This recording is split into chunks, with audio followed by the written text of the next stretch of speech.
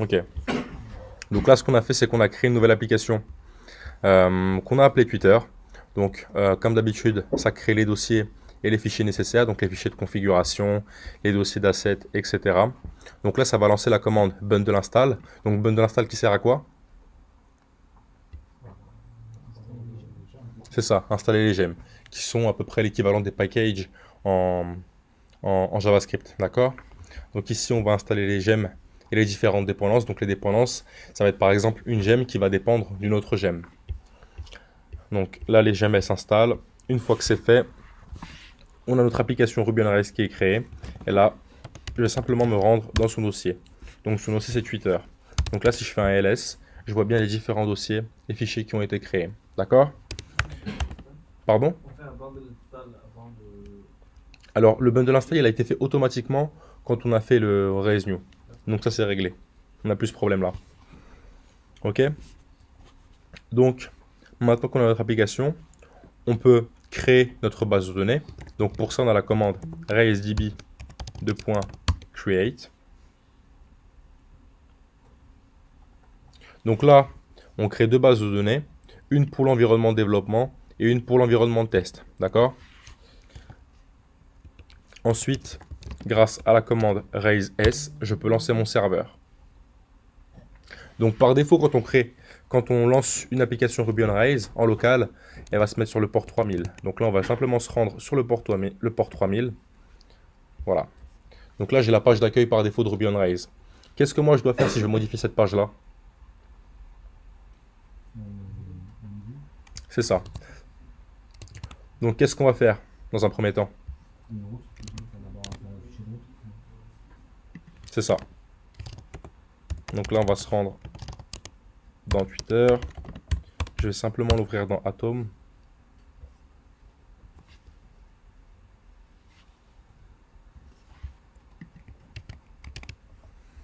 Donc là, j'ai mes différents contrôleurs. Moi, là, ce que je vais faire, c'est que je vais créer un contrôleur Home ou Welcome, d'accord? Donc, j'ai l'habitude de l'appeler Home, donc je vais l'appeler Home. Donc, Rails contrôleur. Je vais l'appeler Welcome puisque vous l'avez comme ça dans dans le dossier de spec. Donc, Rails contrôleur Home. Donc là, ça va me générer un contrôleur dont le nom est Welcome, exactement. Donc là, vous voyez, j'ai mon contrôleur Welcome Controller, j'ai mon dossier de vue dans le dossier Views, etc., etc. Le reste, on s'en fout un peu. C'est tout ce qui est propre au test unitaire. Donc ça, c'est pas tellement important. On ne calcule pas pour l'instant. Donc là, je vais dans mon contrôleur. J'ai bien mon Welcome Controller. Qu'est-ce qu'on va avoir? Comment s'appellent les fonctions? Comment est-ce qu'on appelle les fonctions qui apparaissent obligatoirement dans un contrôleur? Les actions, exactement. Donc là, comment est-ce qu'on va appeler l'action qu'on va appeler pour la home de notre application?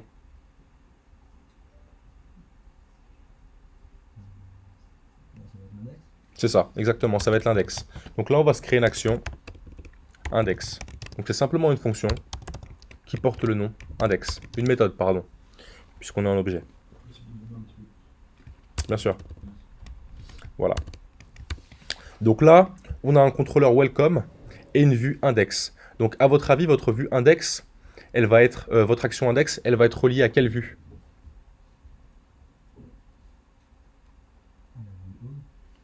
Alors, au dossier home, c'est ça, et, enfin au dossier welcome, pardon, puisqu'on l'a appelé welcome. Et c'est ça exactement. Donc ici index.html.erb. Donc on se le rappelle, ERB c'est le langage du templating par défaut en Ruby on Rails, d'accord? Donc c'est de l'HTML dans lequel vous allez pouvoir inclure du code Ruby on Rails. Donc là ça devrait marcher. Je vais réactualiser ma page. Ça ne fonctionne pas. Pourquoi? Pourquoi est-ce que je reste sur la même page? On n'a rien écrit dans l'index. Exactement. Donc on n'a rien. Pardon? Pardon, t'as dit quoi? On n'a rien écrit dans l'index. Non, c'est pas ça. C'est simplement qu'ici on n'a pas fait la liaison entre le contrôleur. Enfin, on n'a pas indiqué dans notre fichier route que l'index serait welcome action index. Donc là, on va simplement se rendre dans notre fichier de route, d'accord? Et on va définir la route de notre application Ruby on Rails. Donc, route Ruby on Rails. Pour ceux qui ne s'en rappellent pas, vous pouvez aller consulter la documentation. Donc, vous allez voir que vous avez deux syntaxes pour le faire. Vous avez route to et route. D'accord? Donc, route to ici et route. Donc, route. Comment s'appelle notre contrôleur? Index. Non, ça c'est l'action. euh, Comment il s'appelle le contrôleur qu'on a créé? Welcome, exactement. Et l'action? Index. Index. Exactement. Donc là, qu'est-ce qui s'est passé? Ici, on a notre contrôleur welcome controller, d'accord? Dont le nom est welcome. C'est un contrôleur dont le nom est welcome. Et ici, on a le dossier de vue qui s'appelle welcome. Et dans welcome, on a la vue index.html.erb.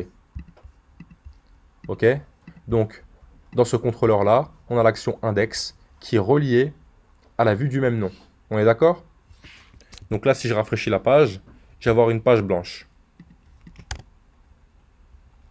Et pour être sûr que c'est bien welcome index qui est appelé, je vais simplement écrire ça ici.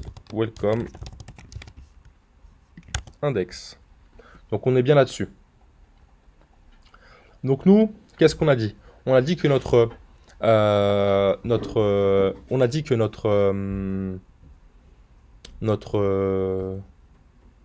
notre application, elle comprendrait des tweets et un utilisateur. D'accord? Donc on va commencer par créer tout ce qui est relatif au tweet. Donc ça, on va le faire de la manière facile. On va utiliser une commande qui s'appelle scaffold. Donc vous vous rappelez de scaffold, c'est la commande qui générait à peu près tout ce qu'on voulait pour un contrôleur donné. D'accord? Donc pour ceux qui ne se rappellent pas de ce que fait la commande scaffold, on va simplement aller dans la documentation command line de Ruby on Rails. On va aller chercher scaffold.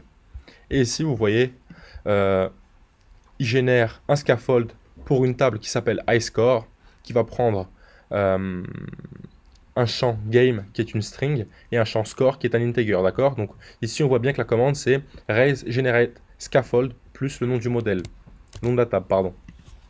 Donc raise generate, on va commencer par les tweets, donc tweet exactement, qui va prendre un body, c'est ça, qui va être de type texte, qui va prendre un user ID aussi, mais ça, on va le voir par la suite. Dans un premier temps, tout ce qu'on va faire, c'est pouvoir euh, créer un tweet, d'accord? Ah, pardon, j'ai oublié de mettre le scaffold devant le tweet. Donc, ici, en fait, ce que me dit la ligne de commande, c'est que ce générateur n'existe pas. Donc là, vous voyez, ça a créé un tas de fichiers, dont un fichier de migration pour créer la table tweet et les champs correspondants, le modèle tweet. Vous voyez qu'ici, dans mes routes, ça a créé ressources tweet. Donc, les ressources tweet, ça va créer toutes les routes du CRUD, d'accord? Donc, create, read, update et destroy. Donc, j'ai aussi mon contrôleur et j'ai aussi toutes les vues du CRUD qui ont été créées. Pareil pour les actions, d'accord? Donc là, on va aller se vérifier tout ça. Vous allez voir que j'ai bien ma migration pour les tweets, d'accord? Donc il prend simplement un body. J'ai aussi un modèle tweet. Si je vais dans mes routes, j'ai ressource tweet qui a été rajouté, d'accord? Donc ça va faire mes actions par défaut. Et j'ai également un tweet contrôleur, d'accord? Donc ce qu'on va se faire là, c'est que vous savez quoi? Je vais supprimer mon dossier welcome pour les vues. Pareil pour le contrôleur welcome.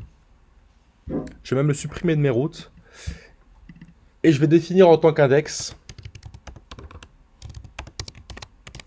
mon contrôleur tweet avec l'action index. D'accord? Donc là, si je rafraîchis la home page de mon application Ruby on Rails, donc cette erreur-là me dit quoi à votre avis? C'est ça, exactement. Donc là, on a créé une migration via la commande scaffold, sauf qu'elle n'a pas été, elle n'a pas été migrée. Donc pour ça, c'est simple. Quelle commande est-ce que je dois utiliser pour ça? Exactement. Donc raise db migrate. Exactement. Après, des fois où là, ce qu'il a mis avant, Mhm. en gros, quelquefois, j'ai vu que j'avais des erreurs au niveau des environnements en fait. Hmm. Entre l'environnement de test et l'environnement de dev en fait. Hmm. Quelquefois, même après le DB migrate, il me demande de refaire un DB migrate, mais avec le 2 points run. Oui, raise env développement. Alors ça peut arriver. Ça peut arriver, en effet, il faut simplement. Alors quelquefois l'erreur c'est pas ça, c'est quelque chose d'autre, mais c'est l'erreur que va nous montrer Ruby on Rails. Alors comme on l'a vu, on a plusieurs environnements de développement, d'accord? On va voir l'environnement de test, on a aussi l'environnement de développement. Donc les migrations qui s'effectuent sur l'environnement de développement, elles peuvent être indépendantes de l'environnement de test. Donc quelquefois, si vous faites une migration et qu'en fait elle se fait sur l'environnement de test, il va falloir que vous la fassiez également pour l'environnement de développement. Mais ce qui peut arriver aussi, c'est que Ruby on Rails vous montre cette erreur-là, alors que l'erreur est tout autre. Donc là, enfin c'est très rare, c'est très rare pour le coup, mais c'est vrai que ça peut arriver. Donc là, on a lancé notre migration. Si je rafraîchis ma page d'accueil, je tombe bien sur l'index de mon tweet contrôleur. D'accord? Donc comme on a lancé la commande via la commande scaffold, là, je peux déjà créer un nouveau tweet. Donc ici, on est sur la vue new du tweet contrôleur. Donc vous voyez bien, hein, ici, hein, je suis sur la vue new. Donc là, je peux directement créer un nouveau tweet. D'accord? Donc je vais créer ce tweet. Nouveau tweet. D'accord? Là, je suis sur la home de mon application. J'ai le listing de mes tweets. Je vais en créer un deuxième que je vais appeler deuxième tweet pour vous montrer que c'est bien un listing de tous mes tweets. Vous voyez? Et donc là, je peux le show. Donc le show, c'est l'action show. C'est montrer, là je montre une seule ressource, d'accord? Je peux aussi l'éditer et je peux aussi le supprimer, d'accord? Donc tout ça grâce à la commande scaffold. La commande scaffold, elle nous a fait un contrôleur qui est plutôt complet, d'accord? Donc plutôt complet mais plutôt primaire, d'accord? Donc ici, il n'y a pas d'association d'un tweet à un user. Donc vous pouvez le voir ici, on a l'index, le show, le new, l'edit, le create, l'update, le destroy, etc., etc. D'accord? Vous vous rappelez de ça ou pas? Ça, c'est les strong parameters. C'est ce qui vous permet de checker les valeurs qui sont passées dans les paramètres pour ne pas laisser l'utilisateur créer n'importe quel champ et passer n'importe quelle valeur en base de données. D'accord? Donc, maintenant qu'on a nos tweets, qu'est-ce qu'on va vouloir faire? Il y a l'utilisateur. Exactement. Donc maintenant, ce qu'on va se faire, c'est qu'on va s'installer Device pour comment est-ce qu'on appelle ça? L'authentification utilisateur, pour le système d'authentification d'utilisateur. Donc on va utiliser la gemme Device pour ça. Donc là, on va aller checker Device. Donc Device, c'est ce qui va vous permettre donc de créer un système d'utilisateur assez facilement sur une application Ruby on Rails. Donc voilà, getting started. Donc là, on va simplement s'installer la gemme Device, d'accord? Donc la gemme Device, où est-ce qu'on va coller, où est-ce qu'on va mettre cette ligne-là? Dans le gem file. Dans le gem file, exactement. Donc le gem file, c'est le fichier qui va contenir toutes nos gemmes, d'accord? Donc gem Device, But doesn't start. c'est ça. Exactement. Donc dès qu'on touche au fichier gem file, on va lancer un bundle install, d'accord? Pour installer le ou les packages qui ont été ajoutés. Donc là, je vais simplement suivre ce que me dit la documentation. Donc après, je vais avoir besoin de lancer l'installateur, le device. Donc pour ce faire, je vais simplement taper raise generate device install. Donc je vais le faire tout de suite. Hein. Raise generate device 2. Install. Et donc là, ça a installé device. Donc ça a créé un fichier de configuration qui s'appelle device.rb et un fichier de configuration de mes locales qui s'appelle device.en.yml. Donc les locales, c'est quoi? C'est les fichiers de traduction. Ici, j'ai un fichier de local en anglais puisque mon application par défaut elle est en anglais. Mais par la suite, moi, je pourrais créer un fichier de traduction en français dans lequel les valeurs seront en français. D'accord? Pour l'instant, on ne s'occupe pas de ça. C'est pas l'objet de la session. Donc ici, on a des petits commentaires qui nous disent assurez-vous d'avoir défini une URL par défaut dans vos fichiers d'environnement. D'accord? Donc là, on nous dit on copie cette ligne-là dans le fichier développement.rb dans config/environnement. Donc on va aller chercher ce fichier, pardon. Donc config environnement développement.rb. Donc je vois que la ligne je ne l'ai pas. Donc, je vais simplement la rajouter à la fin de mon fichier. D'accord? Donc là c'est pour les emails.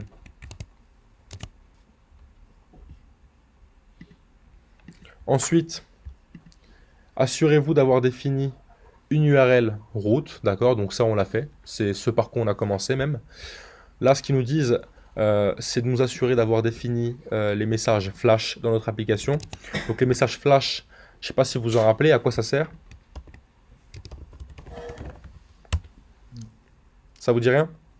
Les messages flash en fait c'est ce qui vous permet de passer une information du contrôleur à la vue. Imaginons par exemple que la création d'un tweet sur Successful, vous voulez passer l'information à votre vue. C'est une notification en fait. Voilà, votre message a bien été créé. Donc là, on s'assure de bien mettre ces deux lignes-là dans notre layout, d'accord? Donc, je ne sais pas si vous vous rappelez du layout, mais c'est ce qui va englober votre application, d'accord? Ici, on est dans le dossier Views, puis Layout, et dans application.html.rb, on voit vraiment le layout de notre vue, d'accord? Ici, chacune de nos vues sera appelée dans Yield, donc tout ça là, tout ce qu'on a là, le doctype, HTML, head, etc., c'est ce qui va venir englober chacune de nos vues chaque fois qu'on va les appeler, d'accord? Donc c'est ici qu'on va potentiellement mettre tous les éléments qui vont se répéter, comme le header et le footer, n'est-ce pas Maxime? Ok, tu peux te lever s'il te plaît?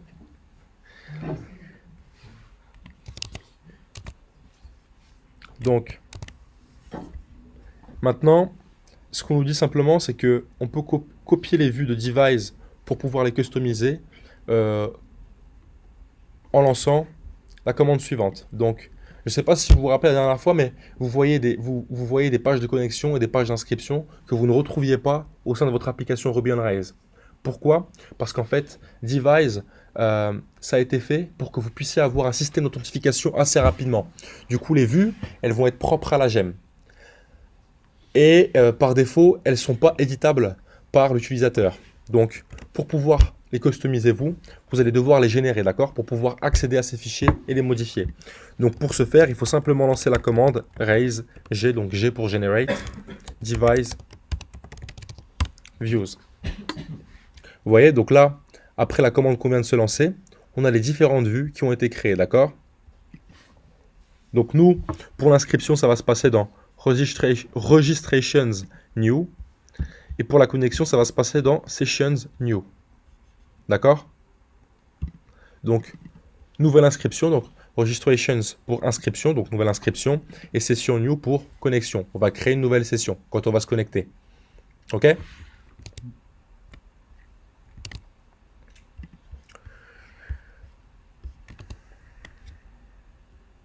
Voilà, donc là, on a généré l'installation. Ça, c'est une ligne qu'on a déjà mis dans notre fichier développement.rb. Maintenant, ce qu'on va vouloir faire, c'est générer le modèle device. Donc, notre modèle device, ça va être quoi? Le modèle qu'on va vouloir lier à device. C'est ça, exactement. C'est le modèle user.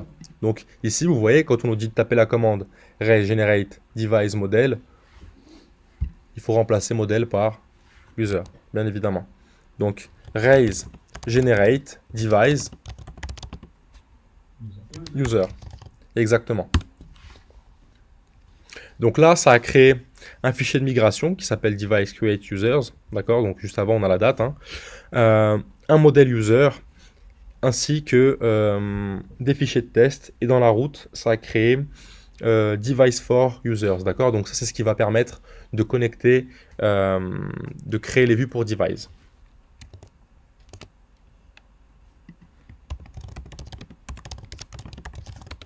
Donc ici dans Device Create Users, on voit qu'on a des champs par défaut, d'accord? Donc on a email, encrypted password, etc., etc. Nous on va rester comme ça pour le moment, d'accord? C'est très bien. On pourrait très bien ajouter une string username ou first name, etc. On va faire simple. Donc on va rester comme ça. Qu'est-ce qu'il faut que je fasse maintenant du coup? On va lier les designs. Pardon? On va lier les modèles. Alors avant ça, on va simplement faire un raise-db pour que la première migration elle soit effective. Mais en effet, maintenant ce qu'on va se faire, c'est qu'on va venir lier les deux modèles. D'accord? Donc, comment est-ce qu'on fait pour lier les deux modèles là?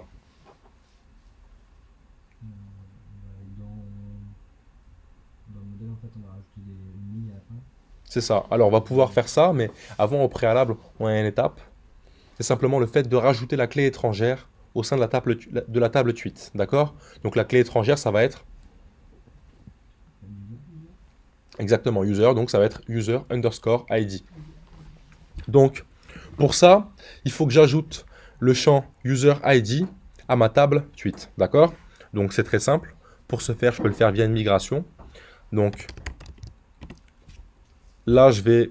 Alors, moi, je connais la syntaxe des migrations. Donc là, ce qu'on va simplement se faire, c'est qu'on va se taper raise generate migration, add user ID to tweets.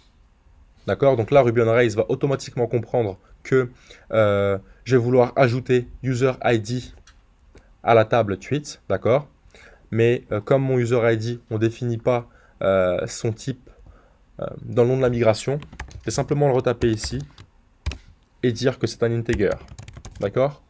En vérité, c'est une référence. Donc REFERENCES. Donc ça nous permettrait de faire tout ce qui... Mais bon, pour l'instant, on va rester sur integer, d'accord? Donc là, je vais aller checker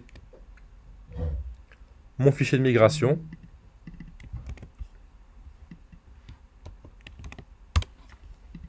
Donc là, ici, ça va créer une migration, d'accord?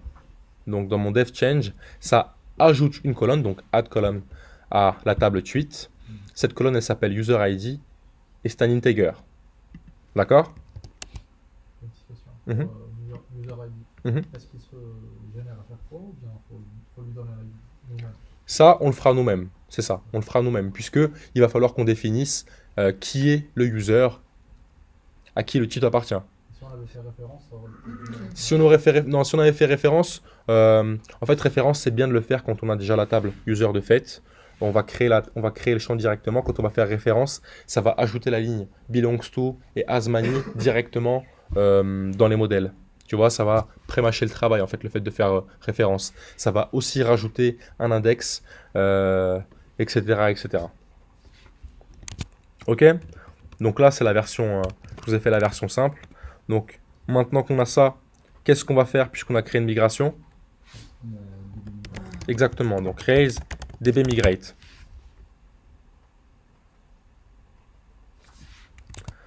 Donc maintenant, nos tweets ont un user ID. Mais c'est pas tout. Maintenant, ce que j'ai envie de dire, c'est que voilà, donc ça c'est Device qui a rajouté tout ça, hein, tout seul quand on a lancé l'installation. Ce que je vais vouloir dire maintenant, c'est qu'un user, il a plusieurs tweets. Donc comment est-ce que je dis qu'un user a plusieurs tweets?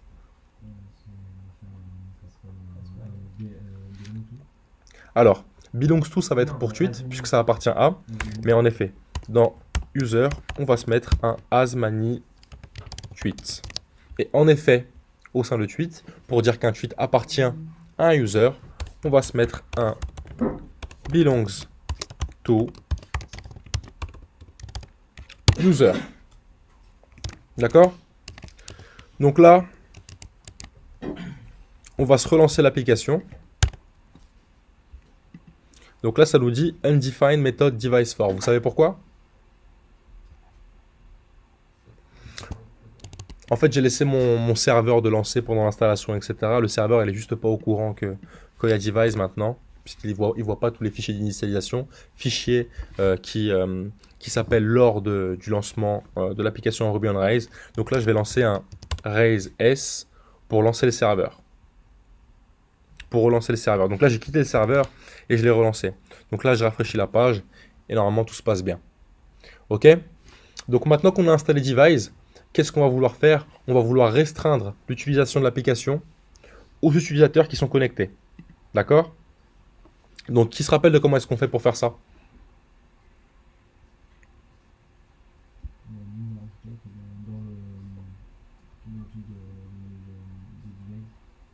Alors, c'est ça, dans Device, on a un helper qui s'appelle Authenticate User. Donc là, comment est-ce que je le sais? J'ai simplement poursuivez la documentation. Donc là, vous avez une section qui s'appelle Controller Filters and Helpers. Donc encore une fois, les helpers, c'est des fonctions qu'on va pouvoir appeler dans la vue et qu'on peut aussi appeler dans les contrôleurs. D'accord? Donc, ici, on nous explique qu'on peut forcer l'authentification à une section en rajoutant before action authenticate user. D'accord? Donc nous, comme on veut que ce soit fait dans l'ensemble de l'application, on va le mettre au contrôleur de base. Donc il faut que vous sachiez que tous vos contrôleurs, ils héritent d'un même contrôleur par défaut. C'est lequel à votre avis? Vous avez le contrôleur de base. Ouais, il y a un contrôleur de base. Ce contrôleur de base, il s'appelle application controller. Comment est-ce que je le sais? Donc vous voyez ici, on est dans Tweets Controller. Vous voyez bien que, ça on l'a vu l'héritage en Ruby, hein, vous voyez bien que Tweet Controller hérite de application controller, c'est ça. Donc ici, en mettant before action authenticate user, tous ceux qui héritent du contrôleur application controller vont passer par la méthode authenticate user. Et qu'est-ce qu'elle fait la méthode authenticate user? La méthode authenticate user, elle va checker si le user est connecté ou non. Si le user n'est pas connecté, ça va le rediriger vers une page d'inscription ou de connexion.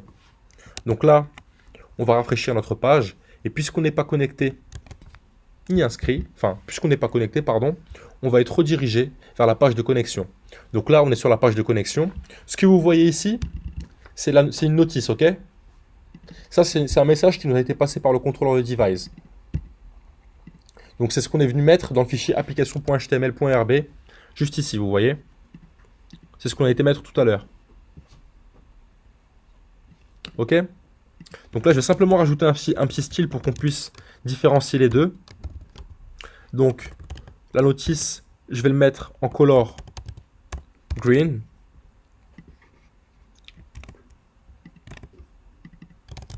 Et les alertes, je vais les mettre en couleur rouge, d'accord? Donc là, voilà, j'ai bien mon alerte en rouge. Donc, comme je n'ai pas de compte pour l'instant, je vais simplement en créer un, d'accord? Donc là, je vais appeler ce compte test@test.fr et je vais venir coller ça en mot de passe. Donc là, je suis bien inscrit. Ok? Bon, petit bug, mais on ne fait pas attention. Donc là, je suis bien inscrit. Donc là, je peux accéder au contenu de l'application Ruby on Rails. Donc je peux aussi créer un nouveau tweet. Donc, test. Et là, ce que ça nous dit, c'est que le user doit exister. En fait, comme on a dit qu'un tweet appartenait à un user, là, lorsqu'on veut sauvegarder, on a une erreur qui pète et qui nous dit que un user doit exister. Donc, comment est-ce que je fais pour associer un user à un tweet? On a déjà créé le champ user ID sur notre table tweet. Comment est-ce que je fais maintenant pour associer le user courant? Alors non, on pourrait faire ça, mais ce ne serait pas sécure dans le sens où si on le passait via la vue, puis via les strong parameters, on permettrait à n'importe quel utilisateur, via la console du navigateur, de modifier l'ID qui était spécifié. Donc pour ça, ce qu'on va faire, c'est qu'on va le faire depuis le tweet controller. D'accord? Donc la page où vous avez le formulaire pour créer un tweet, c'est l'action new. L'action qui va être appelée en post pour le créer, ça va être create. Ok? Donc ici, vous voyez que on fait un @tweet est égal tweet.new tweet params. Donc ici, ça va simplement prendre le body, puisque c'est l'information qu'on va avoir depuis le formulaire qui va créer le tweet. Ici, si je veux spécifier le user ID, je vais simplement devoir faire @. Donc vous voyez ici, on initialise. D'accord? On fait dans @tweet, on a une instance de la classe tweet. D'accord? C'est seulement ici qu'on sauvegarde le tweet. Donc ça veut dire que entre l'initialisation et la sauvegarde, je peux encore modifier les informations qui lui sont propres. Donc là, je vais simplement attribuer à notre tweet un user, d'accord? Donc comment est-ce qu'on fait ça? C'est très simple. @tweet.user est égal le user courant. Comment est-ce qu'on accède à l'utilisateur courant via device? C'est marqué dans la doc, exactement. Donc on va lire la doc. Et là, vous voyez, ici on a for the current signed in user, this helper is available. Donc ça veut dire qu'on peut accéder à l'utilisateur qui est actuellement connecté. donc nous-mêmes, hein, via le helper current user. Donc encore une fois, un helper, c'est une méthode qui est accessible et dans la vue et dans le contrôleur. D'accord? Donc là, je vais passer au tweet le user, current user. Donc là, en l'occurrence, ça va être moi. Donc là, je vais recréer mon tweet. Donc toujours test, hein. Je crée mon tweet. Là, successful. Donc là, je vais retourner sur la home de mon application. Sur la home de mon application, exactement. Donc la home de mon application, encore une fois, c'est le contrôleur tweet, puis l'action index. Donc je vais me rendre sur la vue index de mon dossier tweet dans mes views. Et ici, en plus d'afficher mon body, je vais afficher l'email du user qui l'a créé. Comment est-ce que je fais ça? Modifier le show. Alors, je vais modifier l'index. En fait, là, je vais simplement modifier l'index puisque je vais modifier celui qui répertorie tout. Donc ici, vous voyez, on a une boucle. Vous la voyez, la boucle qui est ici ou pas? Donc dans tweets, la variable tweets qui est globale, qui contient tous les tweets qui ont été créés. Donc on boucle dessus. Et pour chacun des tweets contenus dans la variable tweets, on va afficher les informations suivantes. D'accord? Donc ici, on a le body du tweet. Ensuite, on a l'action show, puis l'action edit, puis l'action destroy. D'accord? Donc moi là, je vais simplement afficher l'email de mon user ici. Enfin, le user qui l'a créé en tout cas. Donc comment est-ce que j'accède à l'email du user qui l'a créé ici?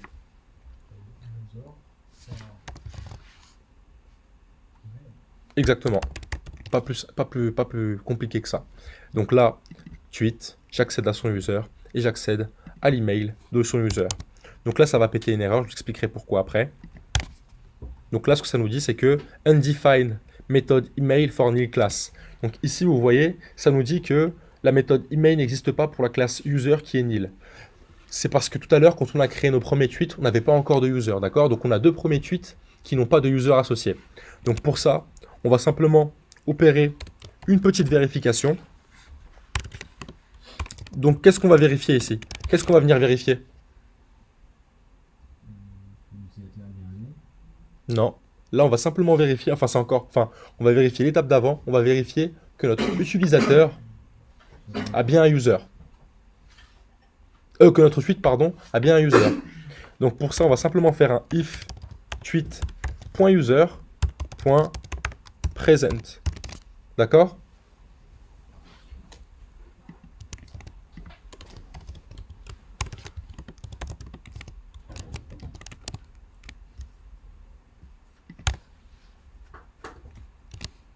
Ok, là ça fait un petit décalage, donc on va se mettre un petit else pour tricher. Donc, si notre utilisateur n'a pas d'email, on va simplement afficher n'a pas de user, pardon, si notre tweet n'a pas de user, on va simplement voilà, on va simplement écrire user is not present, ok? Donc voilà, ici on a l'email de l'utilisateur qui a créé le tweet.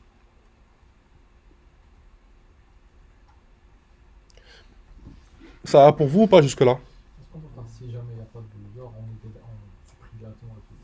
On peut faire ça ou... C'est-à-dire que là on est dans la vue. On est dans la vue. Donc on va pas... En fait, l'idée c'est quand on est sur du MVC, donc je sais pas si vous vous rappelez, Ruby on Rails, c'est un framework MVC, donc modèle vue contrôleur.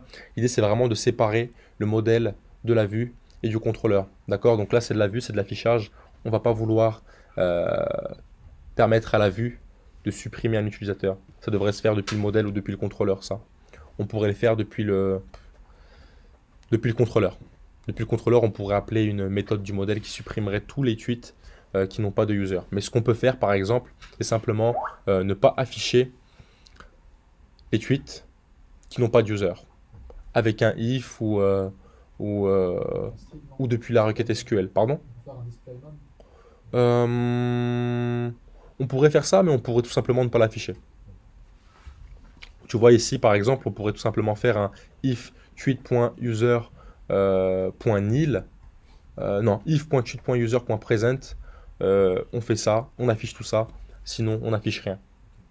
Tu vois?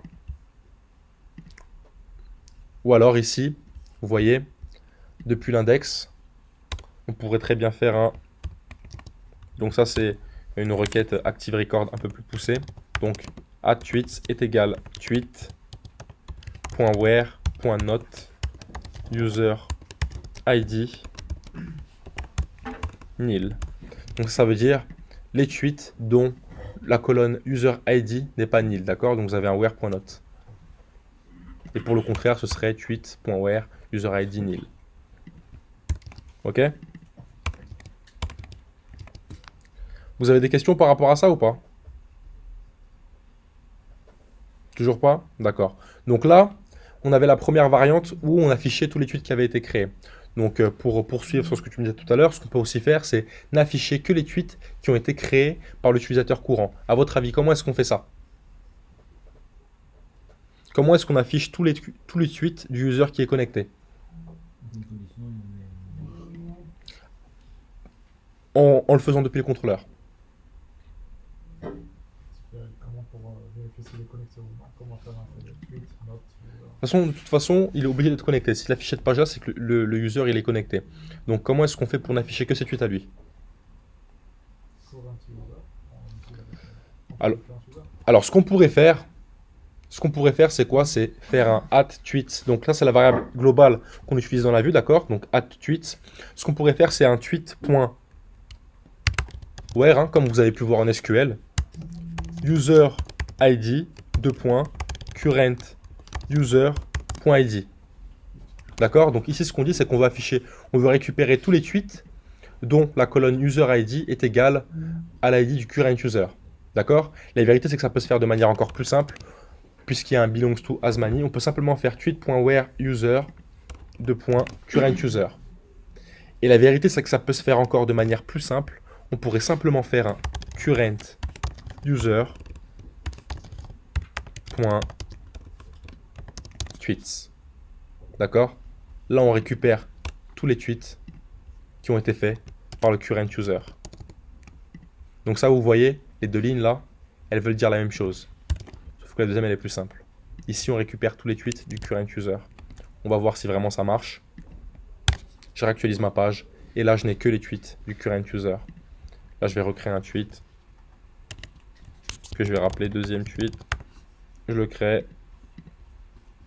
Si je vais sur la home, je l'ai bien, puisque c'est un tweet qui a été fait par mon current user. D'accord?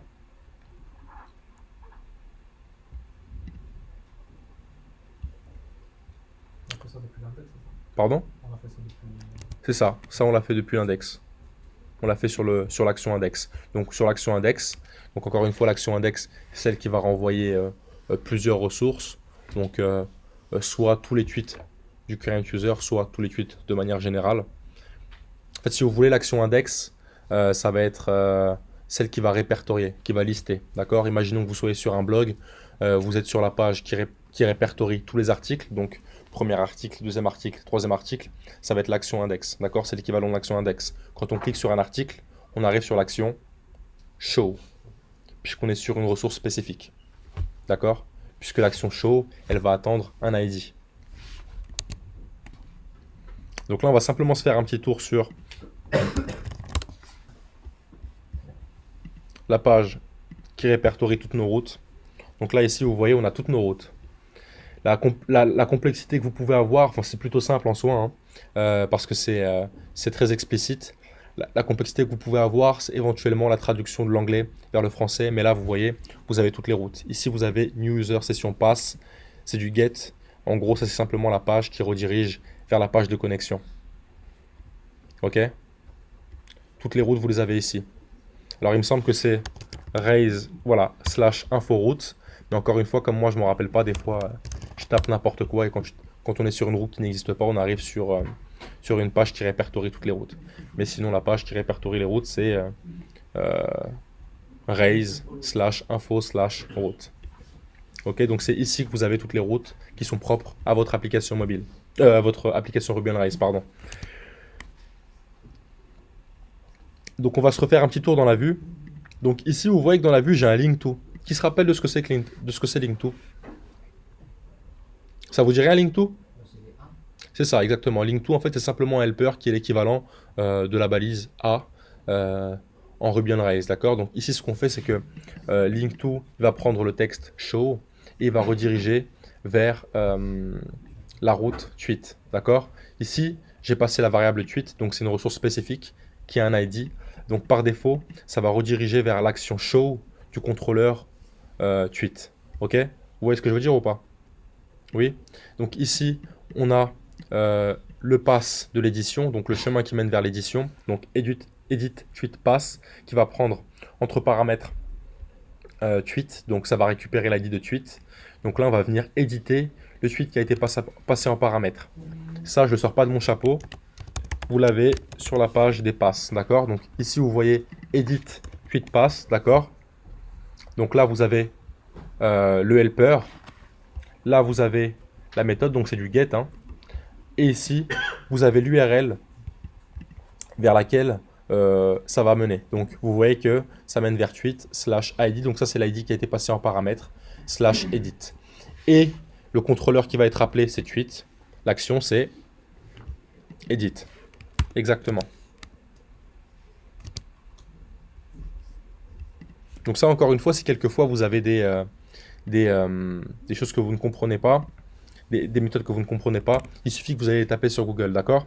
Ici, on a une dernière chose, on a destroy, donc qui va prendre, on a un link to qui va prendre en texte destroy, en chemin tweet, et là vous voyez, vous avez une méthode delete, d'accord? Quand vous faites de la suppression en Ruby on Rails, destroy, ça va attendre que vous passiez à link to méthode delete. Et data, c'est le paramètre de la méthode? Pardon? Data, c'est le paramètre de la méthode ou... Non, non, data, c'est juste des paramètres optionnels. En fait, ce qui se passe ici, c'est que avant de pouvoir supprimer un destroy, il y a une alerte qui va s'afficher, qui va nous demander Are you sure? Ok? Donc là, c'est simplement pour appeler une petite fenêtre JavaScript pour nous demander si on est sûr de bien vouloir supprimer la ressource indiquée. D'accord? Donc là, pour voir ça, on va simplement se rendre sur la racine de notre application. On va cliquer sur Destroy. Are you sure? Ok, voilà. Le tweet a été supprimé avec succès.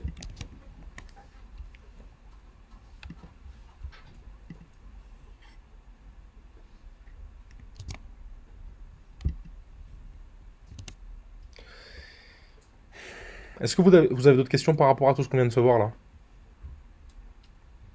Ça va pour l'instant? Tout le monde a 20 alors?